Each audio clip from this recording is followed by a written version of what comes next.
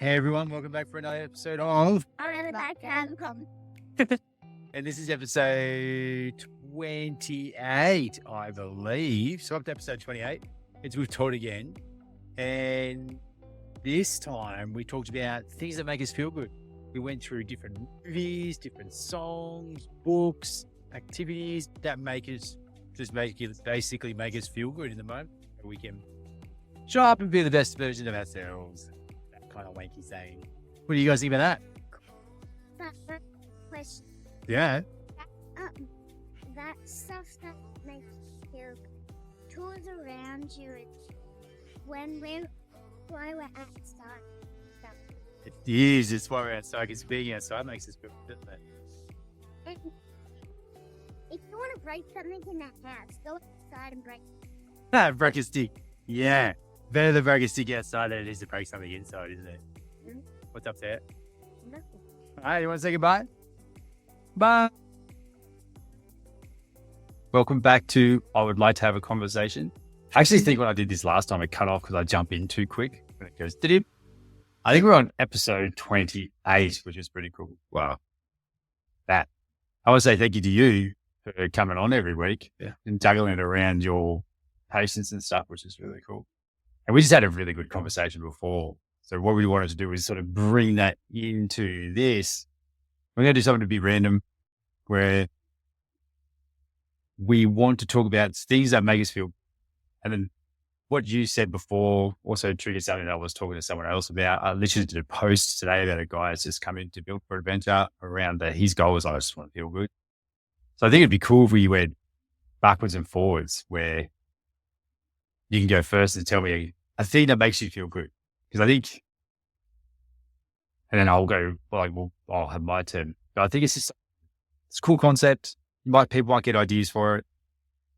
But it's kind of like if we've got one job that we need to do every day, it's just to feel good. So then we can show up with the best version of whatever that is for us, which always sounds wanky as shit when it comes out of my mouth. The best version of you. But it is kind of true. I'd take out the kind of. It is true. Like it's absolutely true. And people fight this idea that it's like somehow selfish, but why do you not want to enjoy life? You know? Yeah, it's kind of weird. Yeah. It's funny that actually, the full thought isn't there, but I had another thought that you triggered with that. So I'll hold on to that for a second, but I find this to be really interesting as well, because I'm building out my chronic pain course. That it's not really a course. It's actually what I'm going to be slowly dripping like 2 emails a week to the new patients that come in the office.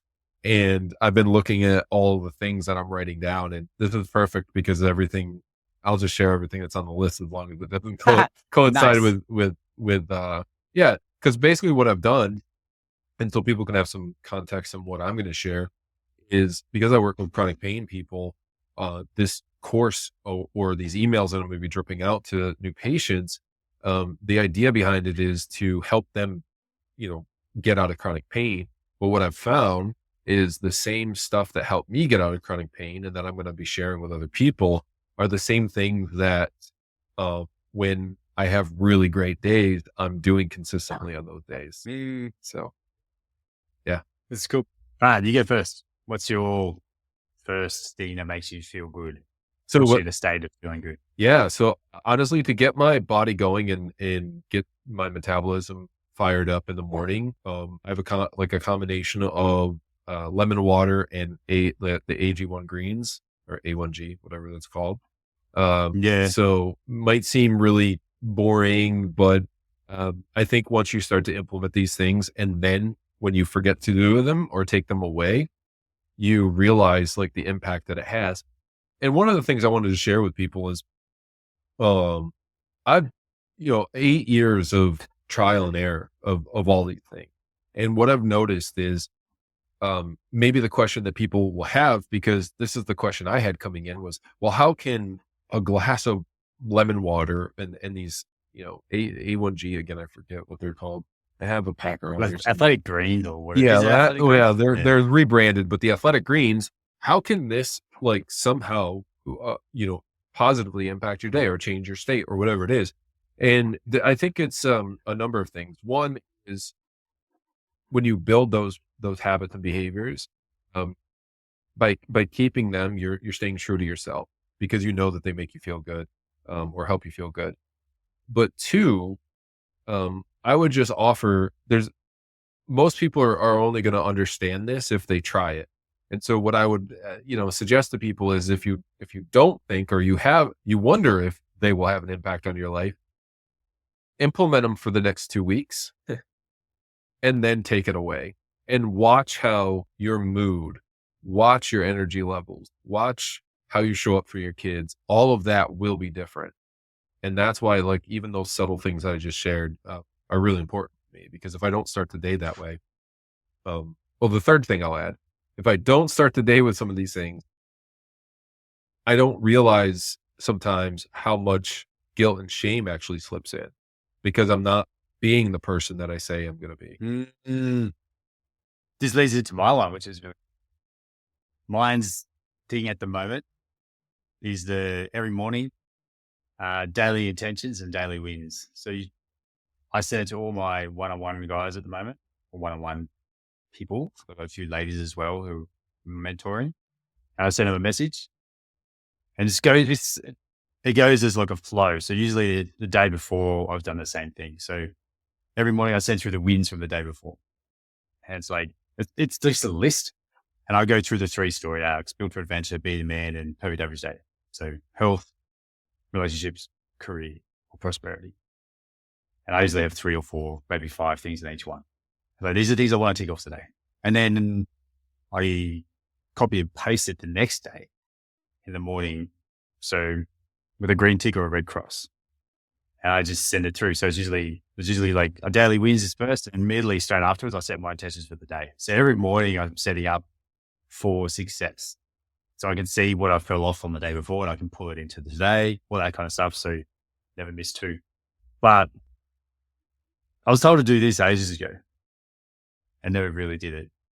I was like, well, I'll just start doing it with everybody.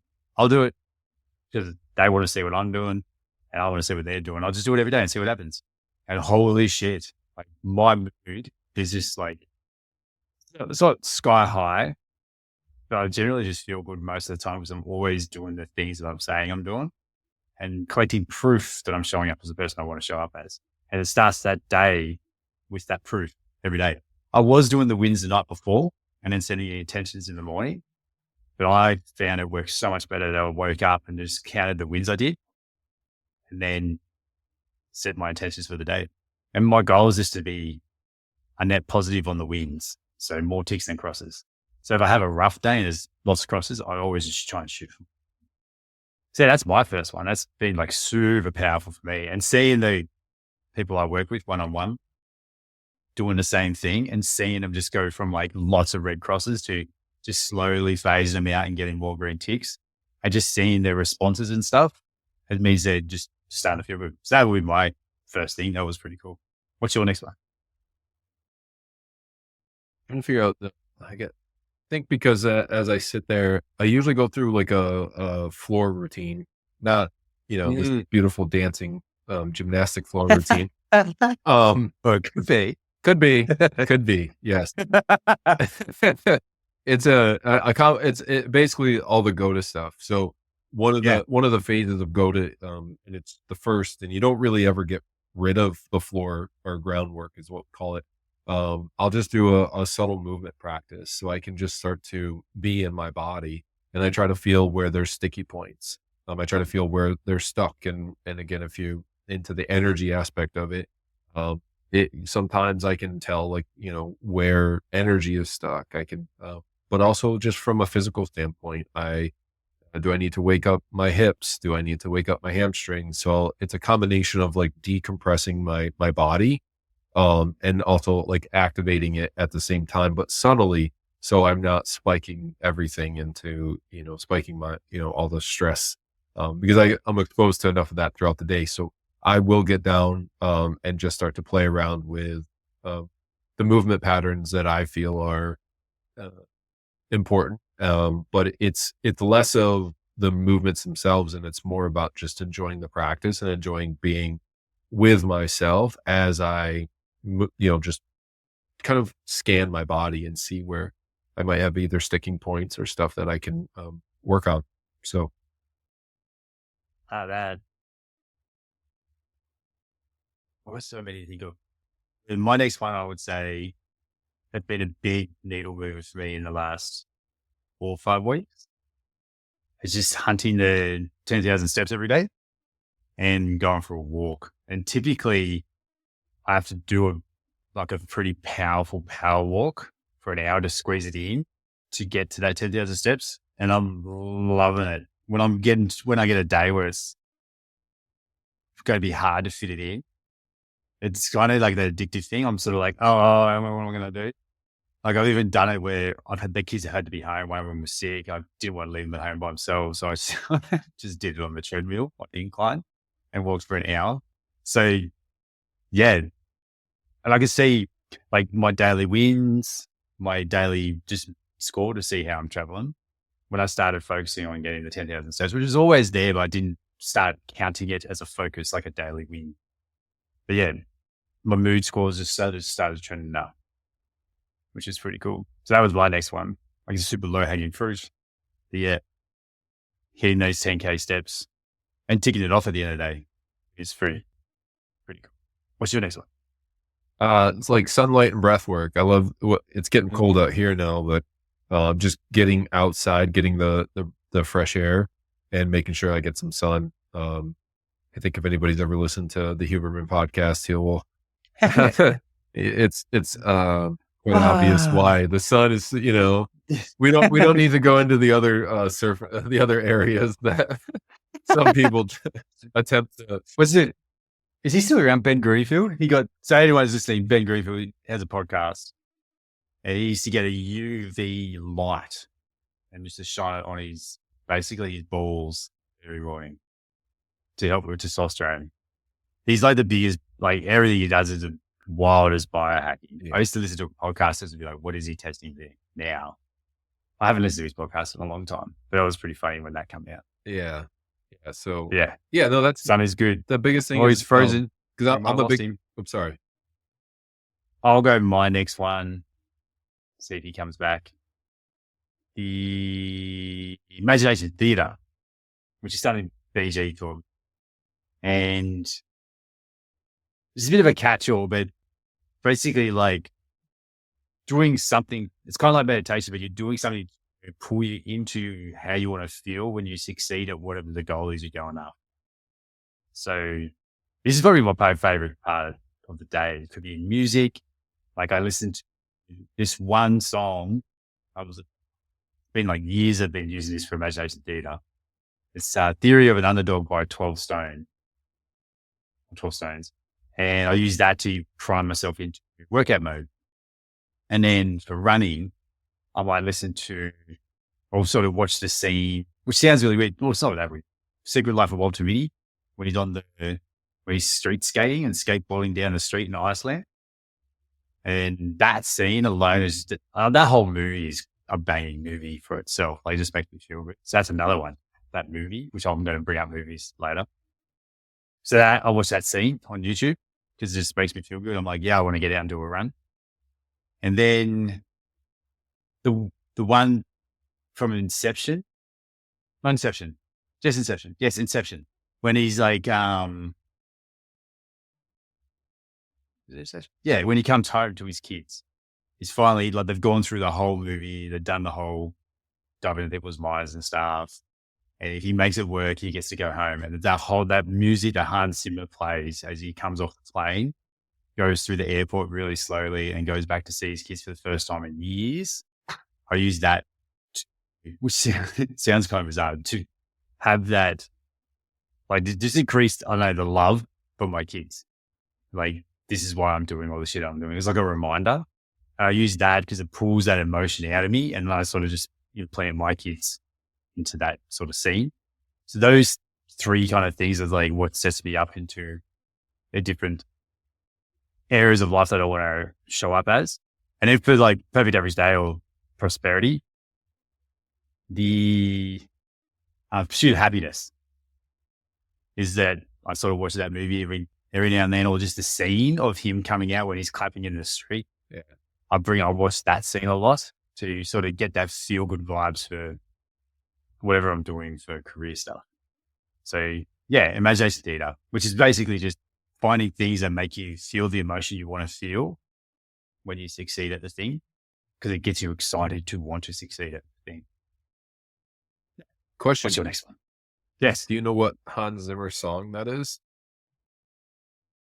Let's say I actually have a song of his that is one of my favorites. So which one's your one? This is the one from Interstellar. I don't. So I've never seen Interstellar or Inception yet. Oh my! I know you will lose your mind. But the time. What's that? Time. The time. Yeah. So I would recommend listening to Says. Says. Yeah. SAYS. To be fair, I think for anyone listening, if you listen to Hans Zimmer at all, you're going to feel good. Like I even listen to the Batman soundtracks and stuff, and they're like kind of aggressive, but it still makes. They're just good. It's such a good soundtrack. Wait a minute. Oh, I might be thinking of someone else. Hold on. Never mind. Wrong. It's a Hans though. That's why. Hans. Don't worry about me. But it is a song I can forward because it's a fantastic song. But anyways. Yeah, I said it too. What's your next one?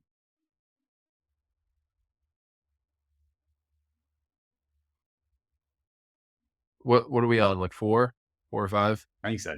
Yeah. I don't know. We're just gonna keep going till we run out of ideas. Yeah.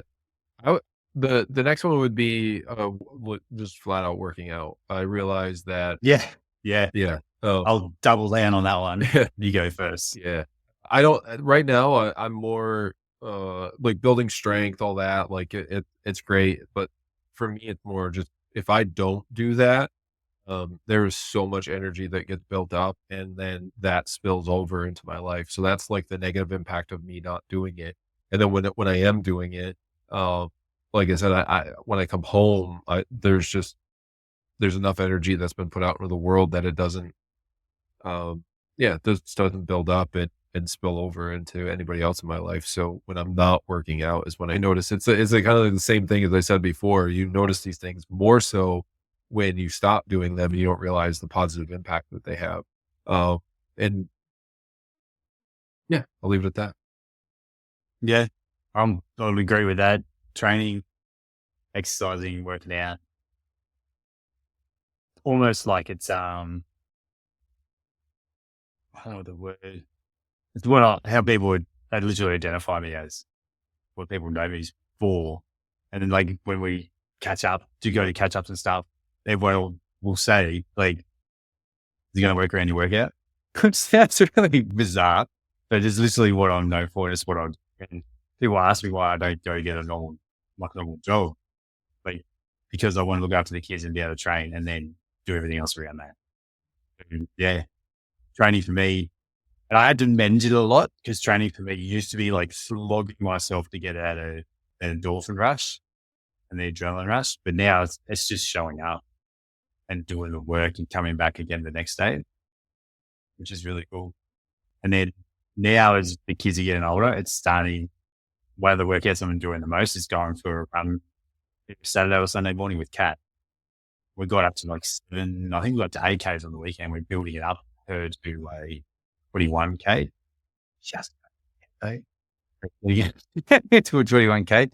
But that's been super cool because we haven't been able to train together, which most parents would understand from when the kids were born. And we used to train together all the time. And I used to train her because I had a gym and she would come, I would train her in the gym. And we weren't able to do that for ages. So now we're able to start doing. So yeah, workouts for sure. This is a fermented food.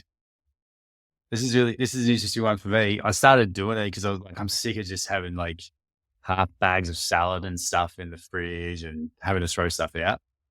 And Kat's like, why don't you just get fermented food? I was like, oh yeah. So I started with sauerkraut and I was smashing it. And then just basically the pickled veggies. Like we get jars of pickled veggies with cauliflower, capsicum, cucumber, all in the same jar. So I've got in the jar, I've got kimchi, sauerkraut, pickled veggies, pickles, and jalapenos. And I just get a big hoop of each one on the plate for my lunches every day.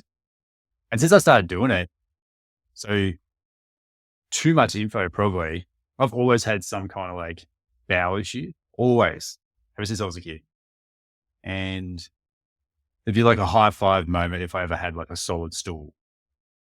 Always kind of been like that. I did a lot of stupid stuff when I was younger, like taking ibuprofen, anti-inflammatories, and pre-workouts on an empty stomach, playing soccer games, just rotting my guts out. So I've always had some kind of issue going on, and we've been looking into it for ages. But anyway, doing the fermented veggies is clearing it up heaps, and has cleared it up heaps. And the other thing that has cleared it up heaps is dropping coffee. Funny enough. So yeah, but yeah, the fermented veggies, I've literally every lunch, I just pick different meats during the week, depending on whatever I feel like, and I just lather the plate with fermented veggies. This is so good, so easy. Oh man, I just had a patient. A patient and a client. She has a German background, so family background, and so we were talking about sauerkraut. She was actually dealing with a little bit of stomach issue, and then in hindsight, she was like, "Guess what? It's gone because I stopped eating sugar and crap." And I was like, "Cool," thinking that like she needed like all these tests and stuff like that. And she's like, "Yeah, it's gone." Anyways, when we were speaking about sauerkraut, and she and her husband ended up making me like a big thing of it. So yeah, nice. Yeah, I got to enjoy it. So good. Kat makes it as well. Yeah, doesn't do it super often, where she does. It's so tasty, and Kat's mum makes it. And every time we see her, she brings over jars, and it will be gone in like a month. I love it. I'll smash it. Yeah, one of my favorite things on earth is kimchi. So you don't have to convince me. That took me a while to try it. As soon as I tried it, like, what? Where have you been? I will say, Korean food in and of itself is fantastic, but the kimchi is just I love it. Yeah, it's like both of us just rolling around. I was like, yes. It's like, oh, wait a minute, I'm gonna go get some. I'm like eating it, like come back with it. So. Yeah, you just come back and just hear it squelching through it. What's your next one? Who? I was thinking about this. I'm trying to figure out like all the little different things, like even just come up with the kimchi. But oh man, I don't know. I'm stumped. Because I'm trying to go through my day, because then most of my day I'm here treating patients or taking care of admin stuff. I'm trying to think of all like the little things that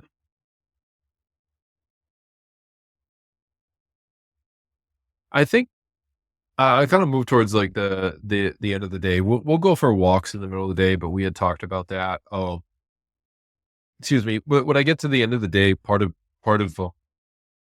what helps me transition home is being able to just stop and take a few, like, well, I'm scanning my body again to see where things are, whether it's emotionally, physically. And so before I interact with my children, I want to make sure that I've washed kind of like the day off and that I'm not bringing anything to them. So I'll build in like a practice of whether I'm sitting in the parking lot waiting to pick them up or waiting for the bus, to get them off the bus. Like I will be grounding, I will be taking some deep breaths, and I'll be working through whatever I might be working through throughout the day. So that way, when we, interact, I'm not, unloading anything or bringing any kind of energy to them. So that personally is one of the biggest ones for me, because I feel like it's always been my mission, since I had Chase, is to show up in a drastically different way than like my father showed up for me. And it was really cool because over the weekend when doing some of the deep healing work, I got feedback from somebody in my life. And it was really cool to get that feedback, because I often don't receive that a lot. Not because I'm resistant to it. I just like, people aren't going, "Hey, because I often don't tell them about the internal struggles I have about being a dad and showing up in the way that I Mm. want to show up. And I had shared it in this, when doing this work. And then one of the women that were there, and she like literally turned to me afterwards and she was like, I just want to let you know that you do, have this beautiful balance of creating like strong, creating like good boundaries with your children when they're acting crazy and showing up in a very loving way. And it was cool to receive that. I just felt my body like just like let go of some things as well. Mm. So that's a big one for me, throughout the more towards the end of the day when they get home. I like that. That's cool. And that put one in my head too. School pick up and drop off, which was a massive power hay for me. But it was, I did not like doing it for a long time. We put him on the bus and stuff like that, which turned out it would dysregulate Theo. And then it was like all the journaling and rewriting the story to it, which now is just like my favorite one, almost nearly my favorite time of the day. Like besides working out, the the doing like we have like the hero soundtrack for the kids. They get to pick 2 songs each on the way to school, and then it's 2 different songs on the way back. And it's just cool. I just like doing it. I like getting there. The school is like it's a very nice school. We're pretty lucky that the kids get to go there. It's like a farm property almost. They've got cows and sheep and goats and shit there. Awesome. A massive paddock park at the back. It's about about 800-meter walk through the back gate to get to the classroom, and I just wait there and we walk back out. So it's just cool. So it's a nice part of the day, especially now it's getting a bit warmer. It's pretty nice. But it's just it's just, I like it now. I don't hate going, which I used to. I used to just not enjoy it at all. And it's like what you said, it gives me that disconnect. So I can get in do my stuff in the morning, get up and have a little breakfast with him, go to school. And then on the way back, I can flip back into whatever mode I've got to get into. Usually it's training mode. But going to pick him up when I usually have my tools down rule by 3 p.m. I'll go pick him up. And then the drive there, I'm switching just into dad mode and just disconnecting, listening to music or whatever, instead of listening to podcasts, getting a different vibe. But yeah. So those 2 times of the day, I don't regret them at all anymore. And they just make me feel good. I enjoy doing it. It's just a thing. It's about a 15, 20-minute drive each way every day, twice a day. It's a bit of a drive, but it's cool. Not too bad. Yeah. That's interesting. I had a lot of resistance around picking the kids up and leaving the clinic and telling myself I'm losing money and people could book times That was there. my Yeah. And I've gotten over that really quickly. So that was nice. Yeah. Yeah. Got that. So the next one for me as I kind of go through the timeline of the day. So after we get home, I don't know if I would consider that. I make it a point to go play with the kids and outside. I think it just has so many added benefits. But I do it because I want them to see an active father. I want them to know that their father is a big part of their life and that he's willing to go do this stuff and able to. They have so much energy pent up from the day, mostly emotional energy, and I found that it allows for especially my oldest to kind of work through all of that. It's a nice transition for him. So, because if he were to come in and sit down and start with his iPad or the TV or something else, he's very dysregulated the rest of the day. And so when we have an opportunity, when they come home to do this, the rest of the evening is so much smoother. It's not always, but it tends to be more often than not. I like that. We're usually playing soccer, so he's it. Yes. We've tried to get him into other sports, and my wife was talking to him, and he was just like, "But mom, I'm a soccer player." He was like, I know, bud, but you can do all these other things. Like daddy was a basketball player, but he played soccer and baseball to help him be more well-rounded, and he's just like not having it right now. He's all into soccer. It's like Theo stepped away from all team sports. So he's doing like risky kids, which is like parkour and ninja and little athletics. And that's it.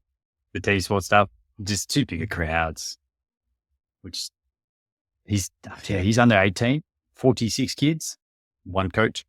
It's just too many. Yeah. So anyway, the next one.